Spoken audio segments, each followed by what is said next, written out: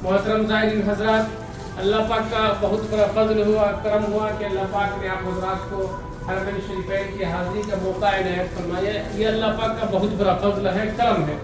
यहाँ की हाज़िरी मन चाही नहीं होती है, यहाँ की जो हाज़िरी होती है वो रब चाही होती है।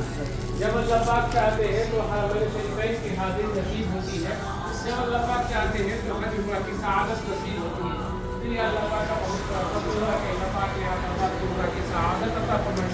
अल्लाह पाक से दुआ करें कि अल्लाह पाक इस हाज़िरी को कबूल फरमाए, निजात का ज़रिया बनाए।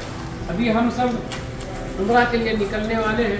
उम्रा के अंदर 2 फ़र्ज़ और 2 वाजिब है। उम्रे का जो पहला फ़र्ज़ ये है कि उम्रे की नियत से एहराम बांधना। माशाअल्लाह हज़रात उम्रे की नियत से एहराम बांध के मक्का मुकर्रमा पहुँच गए। दूसरा जो फ़र्ज़ है वो है खाने काबा का बैतुल्लाह शरीफ का तवाफ़ करना। खाने काबा जो काले गिलाफ से ढकी हुई जगह है उसका तवाफ़ करना फ़र्ज़ है। उसके चारों तरफ में जो बिल्डिंग खड़ी उसका नाम है मस्जिद हराम। आता है किताबों के अंदर कि जब बैतुल्लाह शरीफ पे पहली नज़र पड़े तो जो दुआ मांगी जाती है वो दुआ कबूल होती है। तो जिस दरवाजे से हम लोग जाएंगे या एंट्री करेंगे, हरम के जितने दरवाजे एंट्री के दाखिल होने के, वहाँ से बैतुल्लाह शरीफ थोड़ा थोड़ा नजर आता है। जैसे हम लोग जाएंगे उसी तरीके से और लोग भी हैं, उम्रा करने वाले आ रहे हैं, जा रहे हैं, रास्ता होता है वहाँ पे सिक्योरिटी वाला आपको रुकने नहीं देगा। तो जहाँ से दाखिल होंगे एंट्री करेंगे मस्जिद के अंदर, तो वहाँ पे मैं आप हज़रात को दुआ पढ़ा दूँगा। आप हज़रात मेरे साथ दुआ पढ़ लेंगे। यहाँ से उम्रा मुकम्मल होने तक मैं आप हज़रात के साथ रहूँगा। जगह जगह पर जो दुआ पढ़नी है वो दुआ पढ़ाता रहूँगा। जहाँ पे जो अरकान जिस तरीके से अदा करने का है वो कराता रहूँगा। आप हज़रात मेरे साथ फॉलो करते रहेंगे, वो दोहराते रहेंगे।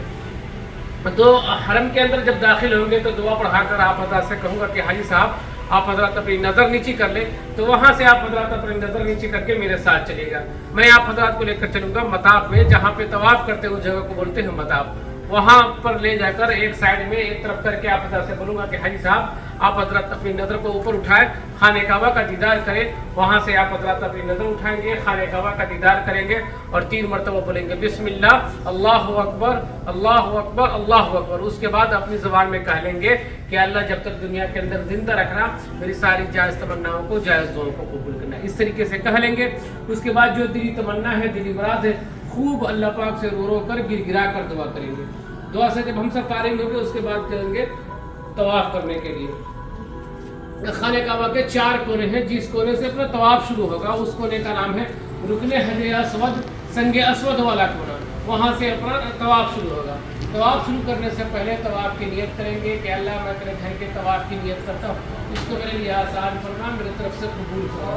इस तरीके से मैं कहलाऊँगा, आप हज़रात मेरे साथ दोहराएंगे, नियत कर लेंगे।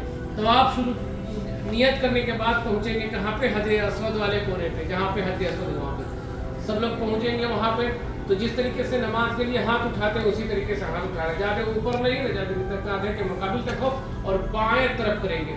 दोनों हाथों के को बाएं तरफ करेंगे तो ये दोनों हाथों से इशारा करेंगे हजरे अस्वद की तरफ। हजरे अस्वद बाएं साइड में पड़ेगा। दोनों हाथों से इशारा करेंगे और बोलेंगे बिस्मिल्लाह अल्लाहु अकबर वलिल्लाहिल हम्द, और हाथ का पलटकर बोसा लेंगे। ये हाथों से हजरे अस्वद की तरफ इशारा करना, फिर हाथ का पलटकर बोसा लेना, ये हुआ हजरे अस्वद का इस्तिलाम करना। जब हजरे अस्वद का इस्तिलाम कर लेंगे तो अपना तवाफ़ शुरू हो गया। तवाफ़ के दौरान जो दुआ पढ़ी जाती है वो दुआ मैं पढ़ाता रहूँगा, आप हज़रात मेरे साथ पढ़ते रहेंगे, दोहराते रहेंगे। तवाफ़ के दौरान मर्दों के लिए 2 मसनून अमल है। एक अमल है रमल करना, रमल कहते हैं करकट चलने को, पहलवान की चाल चलने को।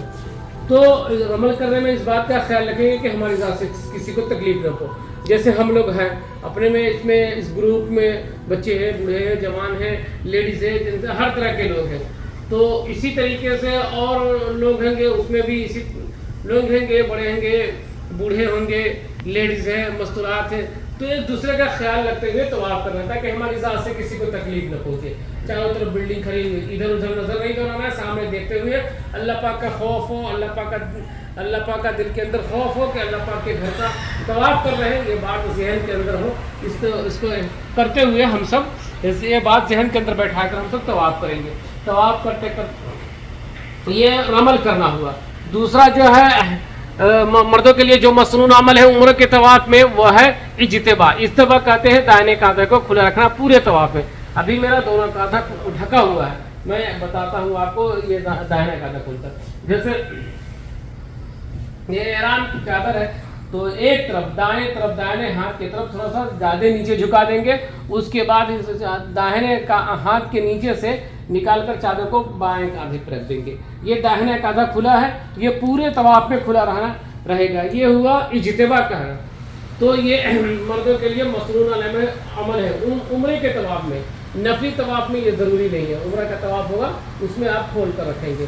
اور یہ طواف کرتے کرتے ہم سب پہنچیں گے رکن حجر اسود سے پہلے والے کونے پہ. جہاں اس کونے پہ حجر اسود ہے, اس سے پہلے والا کونا ہے, اس کا نام ہے رکن یمانی.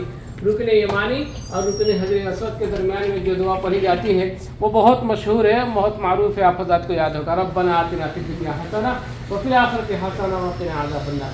یہ دعا پڑھتے رہیں گے جگہ. میں پڑھاتا رہوں گا, آپ حضرات میرے ساتھ دہراتے رہیں گے. پڑھتے پڑھتے پہنچیں گے کہاں پہ, جہاں سے طواف شروع کیے تھے رکن حجر اسود کے پاس. تو پھر ہاتھوں کا اشارہ کریں گے حجر اسود کی طرف, بولیں گے بسم اللہ اللہ اکبر وللہ الحمد, اور ہاتھ کا بوسہ لیں گے. اس طریقے سے ہم سب خانہ کعبہ کا 7 راؤنڈ لگائیں گے اور 8 مرتبہ استلام کریں گے. اپنا طواف مکمل ہے. اس کے بعد حکم ہے واتخذوا من مقام ابراہیم مصلی, کہ مقام ابراہیم کے پیچھے 2 رکعت واجب الطواف کی نیت سے نماز ادا کرنا. مقام ابراہیم کے بالکل پیچھے وہاں پہ جگہ نہیں ملے گی. بہت سارے لوگ طواف کرتے ہوں گے, تو اس کے پیچھے جہاں بھی حرم کے اندر جگہ ملے 2 رکعت واجب الطواف کی نیت سے نماز ادا کرنا ضروری ہے. یہ نفلی طواف کریں, عمرہ کا طواف کریں, جب بھی طواف کریں گے 7 راؤنڈ خانہ کعبہ کا لگائیں گے اور اس کے بعد 2 رکعت نماز پڑھیں گے واجب الطواف کی نیت سے. جب ہم واجب الطواف نماز ادا کر لیں گے ہم سب, تو اس کے بعد چلیں گے سعی کے لیے. واجب طواف نماز ادا کرنے کے بعد آپ